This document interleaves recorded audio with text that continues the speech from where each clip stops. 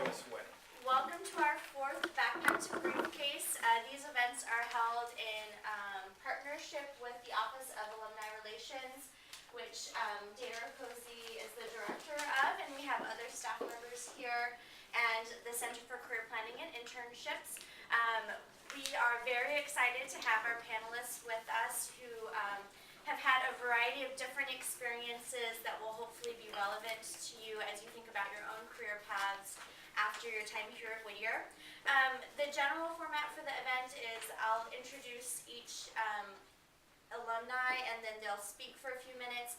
At the end, when everybody's done, we'll open it up to questions, and that's why I need you guys to start thinking about them now and hopefully have a lively discussion. And then at the end, when we close, there'll be hopefully some opportunity for you to speak individually with people that resonate with you, that you have additional questions for. Feel free to shake hands and ask for business cards, because that is what this event is all about. So we will go with the women first, I think, out of an old school. Yeah. Let the freshmen go first, right? So we have ADRIENNE SELEKMAN. She's the class of '81. She has just recently returned from the East Coast to move back to the West Coast, which is really exciting for her. And she's actually was not a political science major. She's a business administration major. One of her most memorable events was actually spending Jan term in Washington, D.C. as one of 6 students, and she was the only non-political science major. She was the one not in the political science club, but she has had a very interesting career that has spanned 2 presidential administrations. And one of the things I think that she would say keeps her really grounded with Whittier is she was a Saxon, a member of the Saxon Society, and she's a proud Saxon still. But I'll let ADRIENNE introduce herself even more. Great, and thank you all for coming. I just want to ask, how many seniors are here? Very good. This is where you should be, because I know what it's like when you're going into your senior year and you're thinking about, what am I going to do after college? And that is exactly what I thought about when I was in your place. And what I did, which was really beneficial to me, was I went to the career development events that they had here. But I went as a junior. So how many juniors are here? Okay, there's hope. Smart. And I lobbied the IBM Corporation rep as a junior. And he spent a lot of time talking to me about his company. And it was really exciting until he realized I was only a junior. And I think he got a little upset. But I said I'll be back next year, and I was. And he helped me through a very grueling competitive process with IBM Corporation in the 80s.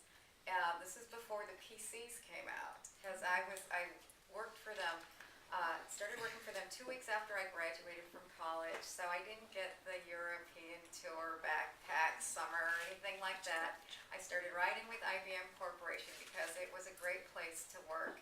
And that basically started my career. So I have had about 5 careers so far. And it's great having a liberal arts education because it just makes your self-esteem and your confidence very diverse. So I was able to fit in a lot of different communities, and I think that really helped me as I've had different careers. And once I started with IBM, I worked with them for about 8 years. And in the meantime, I played in politics, and I actually got involved in campaigns. Was anybody involved in any campaigns at all? Local, state? Right, was it locally? Congressional race? Okay, fantastic. This is really one of the little secrets that no one's going to tell you, but you get to meet very influential people. You get to make contacts and relationships with people you wouldn't normally make contacts with.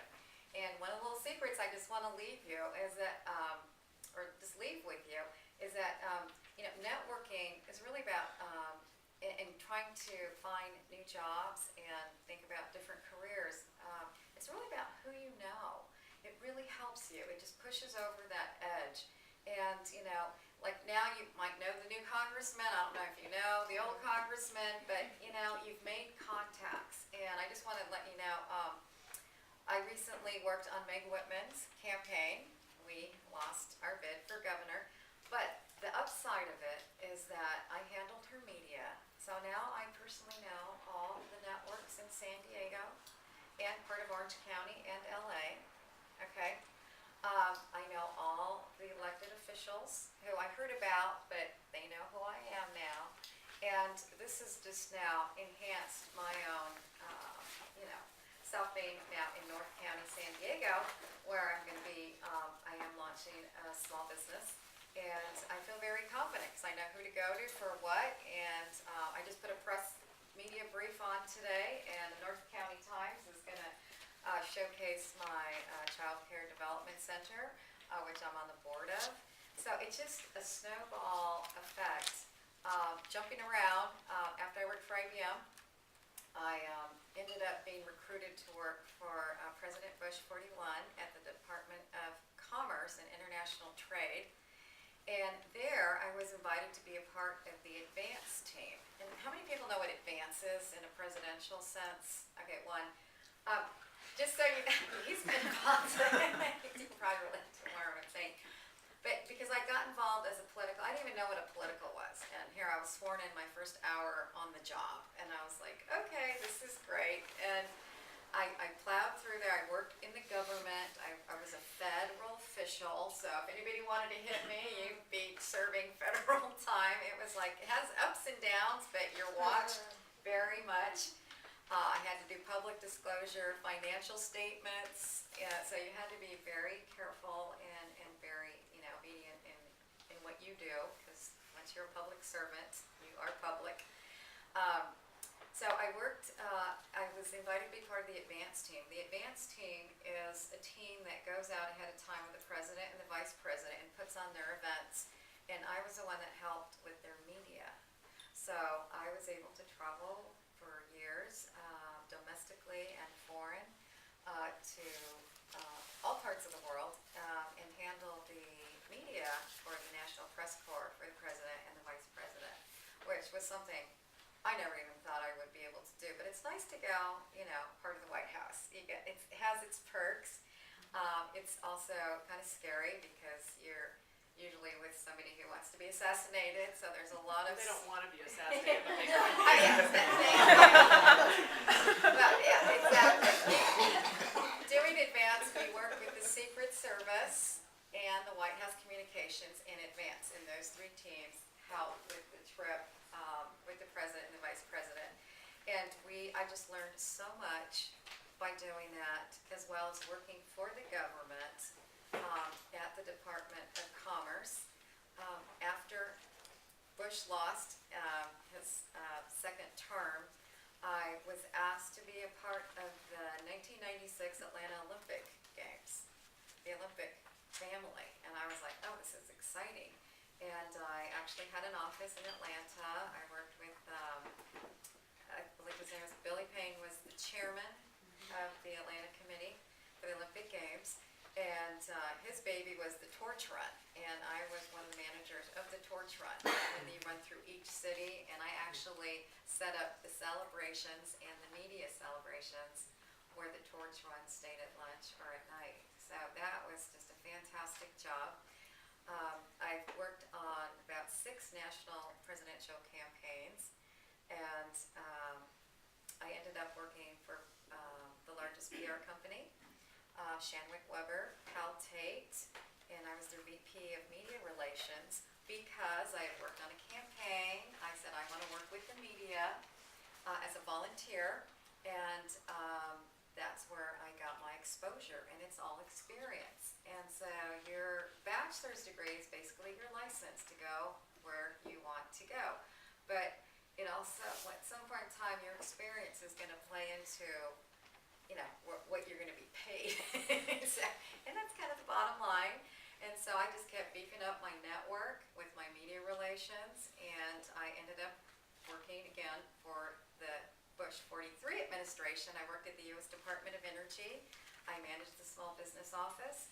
I helped small businesses garner contracts with the Department of Energy, and that's when this whole energy, eco-friendly, renewable energy started hitting the United States finally. And I was right there educating myself with energy and also traveling the world, helping with the media for the president and the vice president. So, make a long story short, I finally came back home after Bush's 2 terms, and I am now residing in San Diego. I'm on a child care development board. No, I was an educational major, and no, I'm not a teacher. But they want my experience, they want my connections, and I get to pick and choose kind of what I want to do. I play a lot of golf because I have time, and I'm also starting off this small business slowly because I know that's going to consume me, and I'm just really enjoying my time off because I got a little burnt out because I work 24/7. When you work with administration, you work in Washington, D.C., you work for officials, it's really, as these two will probably attest, it's really a full-time. You have to set barriers, and you got to have a balance with your life, so you will not have a life, and you'll have a good attitude, and you'll be happy to go to work once you've had a nice weekend. So you really have to take control of your life, and I guess I'll just leave it there right now, and if you guys have any questions afterwards, I'll be happy to talk, but I just want to let you know who I am, and if anybody wants to talk about the election afterwards, I'll be happy to do that, or during, and that's it. Great, thank you, Adrienne. I forgot to mention that Adrienne was a poet awardee. She was the 2010 Alumni Achievement Award recipient, so she has continued to stay active. And her classmate, Catherine Standiford, was also a 2008 Poet Awardee for her community impact. And so she's also a Saxon for the other Saxons in the room.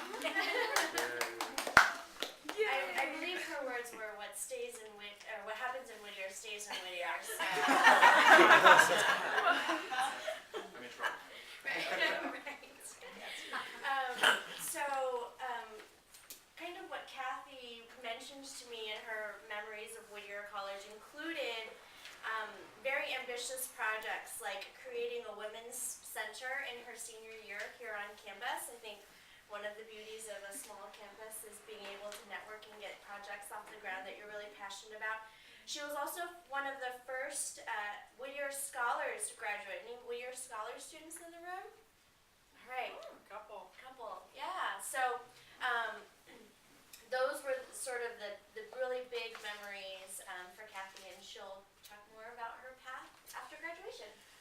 Thank you. Well, Adrienne can tell you all about Washington, and I can tell you all about local government. So my whole career has been based in local government. I've only worked in the public sector. When I graduated from Whittier, as Adrienne said, it was 1981. It was not the Great Recession, but it was pretty darn close. There were a lot of college graduates and not a lot of jobs.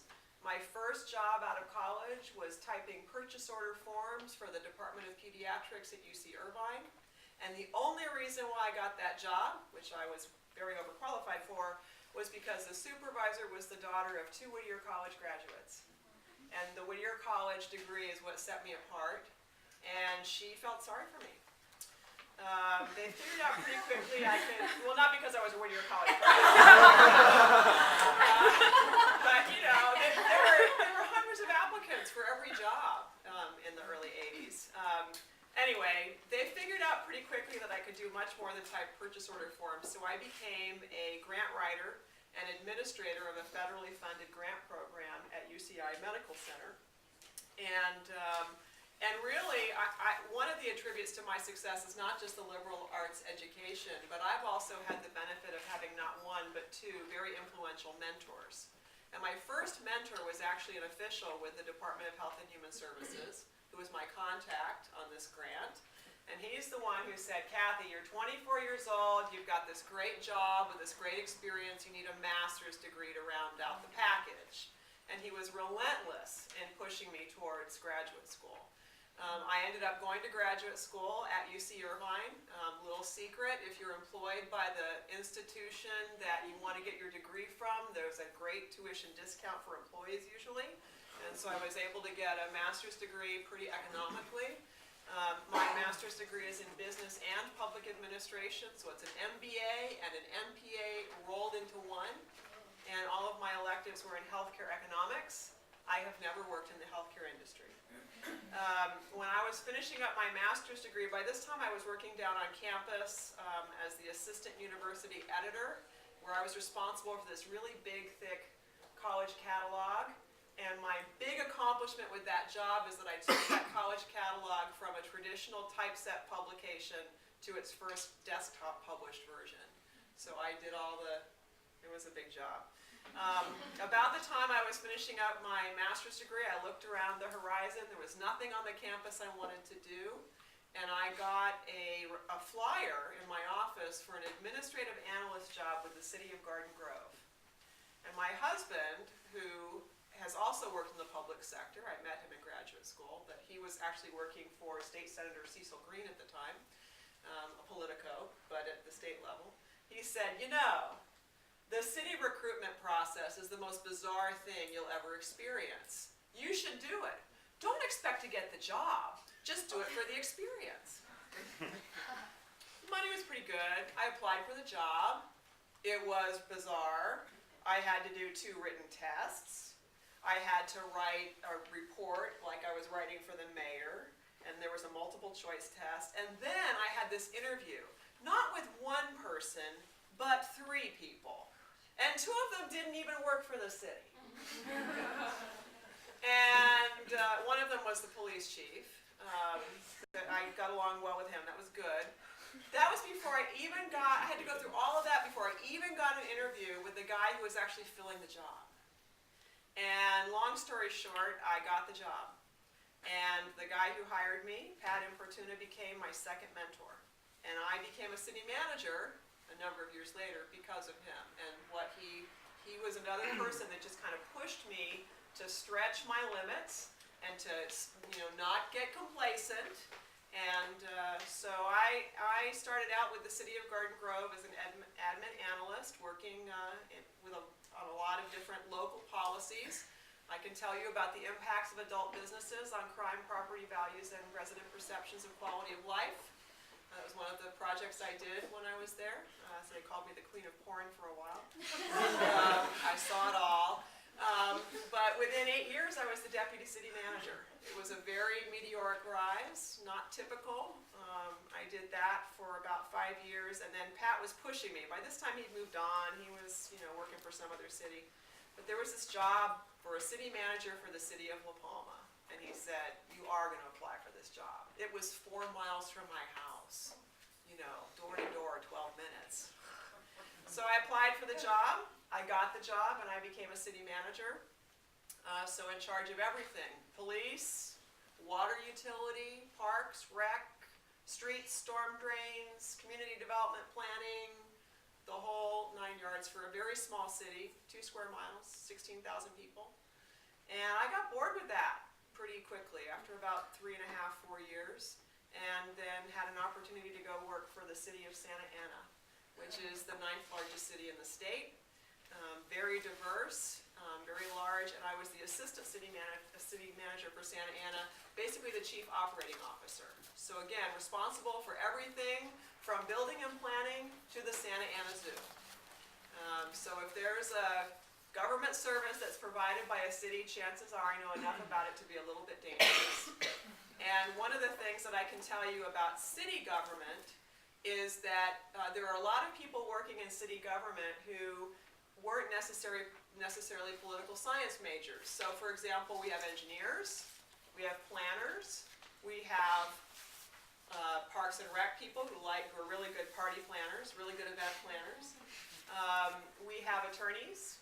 There's a wide range of professions that are represented in local government. The other thing that I'll tell you is that I've never, ever, ever earned as much money as the city manager of Bell. Not even close. That's your goal, though. No. Actually, I've learned money is not everything. It's very helpful, but it's not everything. And now I actually left Santa Ana a little over a year ago because I had a very unique opportunity to lead an international volunteer organization that tries to make the world better for women and girls. And so I quit my full-time job and started consulting part-time with Management Partners. Management Partners is a national consulting firm that specializes in helping local governments get better. So we work with cities, counties, special districts, a few nonprofits. And I traveled the world everywhere from Africa to Asia and back last year, and now I'm working full-time with Management Partners with clients all over Southern California. So my top 3 tips for getting into local government are: number 1, be patient, because the process that I experienced 30 years ago, 25 years ago, is still bizarre. And part of the reasons why it's a pretty arduous process is because it's the public's money that will be paying your salary, and because many local governments have a personnel system that makes it pretty difficult to fire people. So we have to make sure that we hire smart, and that's why the recruitment process tends to be pretty complicated and admittedly a little grueling. So be patient is number 1, but also be persistent. Number 2 is be open to possibilities. My career is based upon no grand plan. I never planned to get into government. I never planned to be a city manager, but I was open to opportunities that presented themselves along the way. And being open to those opportunities has always served me well. I have made career decisions based upon not, is there money there? That's a factor, but it's not been my driving factor. My driving factor has been, will the work be interesting? Will I be able to make a difference? Will I be able to add value? And will I learn something? And if the answer to all of those questions is yes, then I've been open to giving it a try. And then my 3rd tip is really very similar to Adrienne's tip, which is to, regardless of what career you choose, don't lose sight of your life. It's very easy to become consumed by what you're doing, and you are more than what you do. You will be more than what you do professionally. So have an enriched life. I was able to lead this volunteer organization because I'm a 20-year member of a volunteer organization that's based locally. I'm a member of Seroptimist International of the Americas, and it was through my local volunteerism that this opportunity presented itself. So have a balanced life, and don't be afraid to take a break. And I will stop there.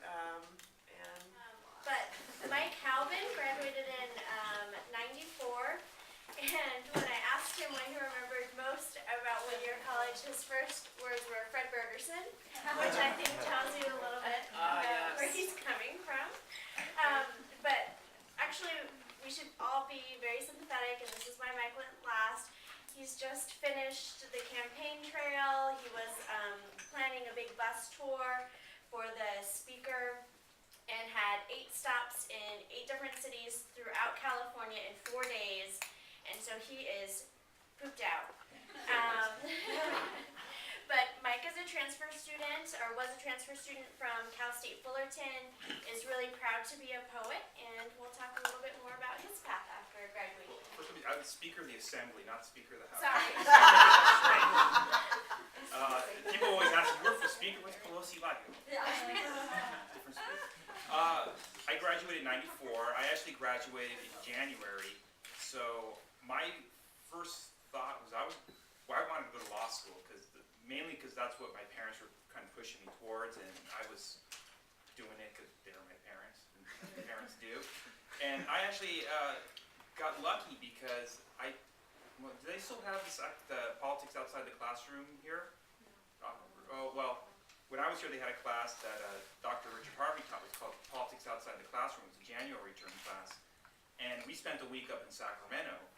And we got to meet legislators, we met lobbyists, we met media types, we met a whole gamut of people in politics. And in one stop, we stopped and visited a then Assemblywoman Grace Napolitano, who now is a congresswoman, and who I think represents this area, I'm not sure. No. But she was saying how, she was giving us a speech about public service and so forth, and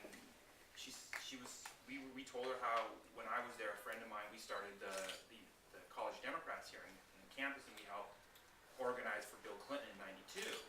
So she said, wow, that's wonderful. He goes, would you guys like to help out on my re-elect? And we're like, yeah, we'll do it. And I'm like, sure, I have a semester off, So I went, and going back to what Adrienne said, it's sometimes when you go on a campaign, no matter what you do, it's sometimes the people you meet on that campaign, because I ended up meeting someone who worked for Willie Brown, who at that time was Speaker of the Assembly, and he also worked on the Clinton campaign in '92 when he found out that here was a small college out in Whittier, Richard Nixon land. We organized a Democratic club. He was impressed, and he goes, you guys did that all on your own without any guidance from the national organizations or the state party? And we're going, yeah, we did it all on our own. So he asked me what I was doing, and I was just thinking about working a little bit before I decided to go to law school. And said, hey, I got a campaign for you that you might want to be interested in. He told me the candidate. I go, wow, that's the candidate who represents my home area. So sure, I'll go work for it. That's great. It's a good way to make some money and meet some people. So I did. I went and worked on this campaign, and unfortunately, it was 1994, similar to today, where Democrats lost really bad. So worked on a losing campaign, which is I think is always the best thing to do, is work on a losing campaign the first time. It keeps your feet on the ground. You know. You learn a lot. You learn a lot. You really do. So. And the one thing that really helped me, being a Whittier College graduate, having a liberal arts degree, is that when you work on a campaign, there really isn't a manual or a lot of guidance on how to do things. Basically, they tell you, okay, we need to stuff 10,000 envelopes. Here, go do it. And it's like, okay, how do I do this? Obviously you know how to stuff envelopes, but you have to find volunteers. How do you find volunteers? So you have to develop quickly how to do things on a campaign. And I think that's something having a liberal arts degree, where your professors say, write me a 20-page paper. They don't sit and hold it, or maybe some do. I know I had a lot of hand holding, but you're put out there and you have to do it on your own. And that sense of independence helped me as I went on in my political career. So it's basically, here's something, here's your project, take it and run with it. And of course, along the ways you're going to have problems, and you're also going to need to ask questions. But that's similar to what I experienced at Whittier. You're doing something or working on a project, you go to your professor, and there's always that two-way conversation where they're always willing to help you. And that's something I really appreciated when I was here at Whittier. So, backtrack. So I worked on this campaign in '94. We lost horribly. Luckily, I still had all these connections to the speaker's office, and I still needed a job because I decided I was going to hold off law school for a while because I really got bitten by the political bug. And I worked on a few other races and lost those too. So my first 3 campaigns out of the chute, they were all losses, really bad losses too. So I actually worked for a year in a PR firm because I was just sad because I kept working on losing campaigns. So I worked at a PR firm for a year, and it wasn't for me. I missed the political action. So in 1997, I actually went to go work for then Lieutenant Governor Gray Davis, who was running for governor. And it goes back to being in the right place, sometimes being in the right place at the right time. A little side story to that, before I went to go work for Governor Davis, I actually interviewed with still Congresswoman Jane Harman. And if you guys know your history, in '98, Jane Harman also ran for governor. So if I ended up getting a job with Jane Harman, I would have been on a losing campaign. But I ended up being in the right situation at the right time. And I worked on Governor Davis's campaign, and I also worked on the advance office like ADRIENNE. And I also I worked in the fundraising office where what was my job to make sure I did the quality control on the campaign as far as our donors were concerned. So when a donation would come in, I had no experience in doing that, but this is what they needed me to do, so I did it. Where I tracked all our money, where someone made a contribution, we made sure that, hey, this person is legit, he's not, funneling illegal drug funds into a campaign or anything. But that was an important job, and it was an experience because I got to see what another aspect of political world is in fundraising, which is, wow, it's another world compared to the policy and the politics side. So after Governor Davis won in '98, I was asked to join his administration, and where I worked in his regional office, which led me to really know what state government is. Because when you're in the field, you're in with everyone in the cities, the counties, and the citizens, and they want to know, why isn't the DMV fast enough? What's wrong? Why are our electric bills going high? So I really got within a few months a crash course on what the state government is and what each agency does, what's their responsibility, how do they help individual citizens, and also really the whole aspect of what the California government is. I mean, basically the governor is the state of California. Everything is through it. Almost 90% of the government is the governor's office. Policy-wise, everything is set by the governor. So working for him was a real eye-opening experience, and just working for someone, also how Adrienne said, when you're working for the chief executive of anything, it's go, go, go, go. I think my first few years, I never had a free weekend. I literally would be Monday through Friday and Saturday and Sunday, because that's what the job required. And I got to travel the state, I got to travel the country with them. So it really was an experience working for a governor. And and again, you meet certain people who, to this day, I'm Facebook friends with half the people I've worked with. So that's how I keep track of everybody around. And after 2003, after the governor was recalled, I then went to go work for the Department of Insurance for Insurance Commissioner John Garamendi, which was another thing, a great experience, because I actually worked in a state agency and got to see what a state worker really is. You always get this idea of the lazy state worker. Well, it's not like that. And also what Kathy was saying, I mean, there are people there who are accountants, who are investigators, who are attorneys, all gamut of what our society is. They all work in an agency, in some agencies. It's amazing to see what type of work they do. And while I was there, I ran a program that helped get insurance for low-income families who otherwise couldn't afford insurance.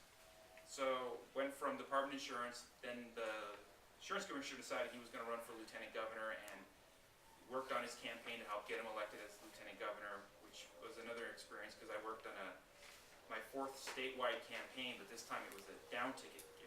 Anyone who's not the top ticket, either the governor or the senator or the president, we call down ticket candidate, was interesting because when you work on a down ticket campaign, you're not the top, you're not on the high spotlight. So you really have to hustle to get any type of attention, any type of media coverage that you can get. And also fundraising is also work for, everyone wants to give money to a governor's candidate, no one wants to give money to a lieutenant governor's candidate. So it's also an eye-opening experience.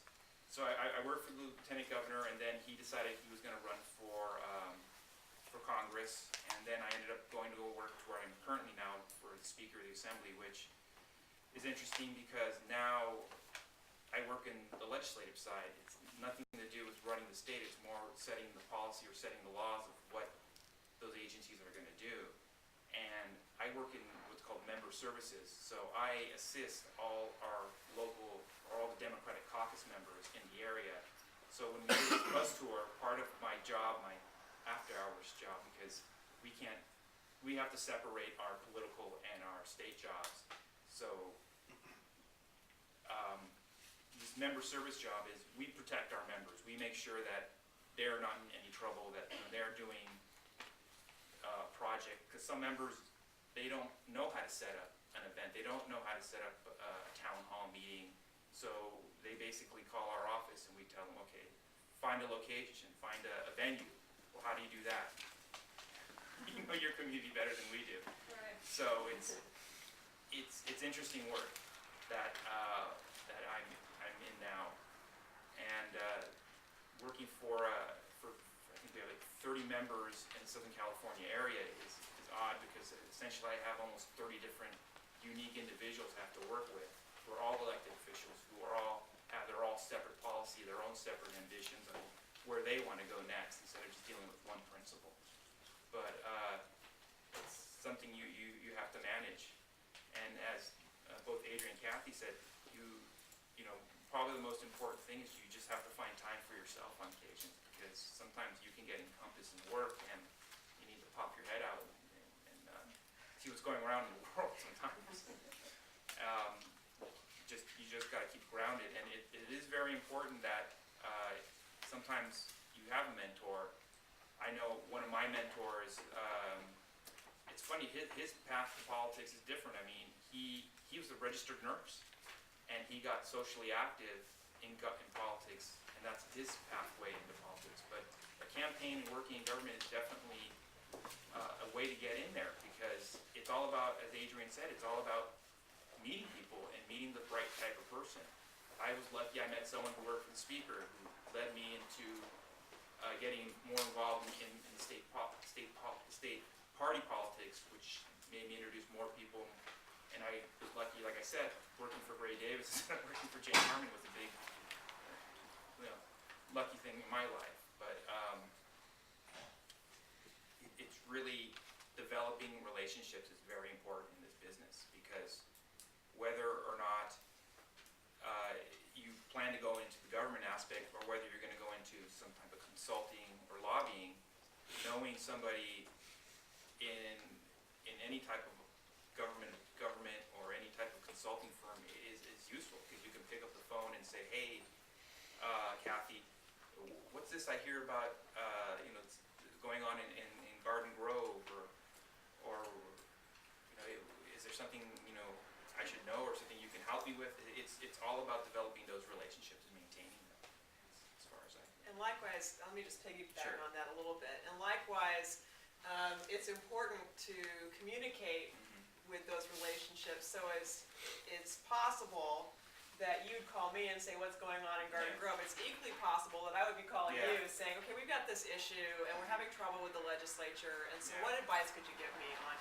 how to get this And passed? So that's relationships very, are really very common. everything. It's very, very common.